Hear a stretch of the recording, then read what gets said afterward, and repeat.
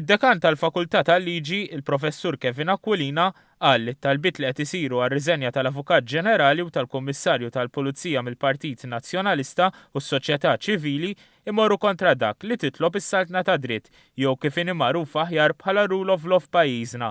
F'artiklu ppubblikat f'The Malta Independent bit-titlu Mob Rule versus the Rule of Law, il-Professur Aquilina jistaqsi jekk pajjiżna għandu jitmexxa mill-lajat u l-istorbju fit-toroq u l-pjazzezz jew minn istituzzjonijiet kostituzzjonali tal-Istat imwaqfa b'liġi li jirregolaw it-tneħħija ta' uffiċjali pubbliċi. Saħaq li t-tneħħija tal-Avukat Ġenerali u tal-Kummissarju tal-Pulizija tista' ssir biss skont dak li tiddetta l-liġi f'pajjiżna. B'referenza ċara s-sejħiet li qed isiru mill-Partit Nazzjonalista sostna li ħadd mul fuq mill-liġi u kulħadd għandu josserva l-liġijiet ta' pajjiżna. Waqt li elenka b'mod dettaljat il-proċeduri li għandhom jiġu segwiti biex jitneħħew l-Avukat Ġenerali u l-Kummissarju tal-Pulizija, saħaq li t-tneħħija ta' uffiċjali pubbliċi trid issir skont dak li titlob il-Kostituzzjoni u l-liġijiet ta' pajjiżna u li ħadd mill-Partit Nazzjonalista m'għamel dak li propju jitolbu l-liġijiet ta' pajjiżna biex l-Avukat Ġenerali u l-Kummissarju jitneħħew mill-kariga. Saħaq li r-rule of law tiddetta li jiġu segwiti l-liġijiet ta' pajjiżna b'mod strett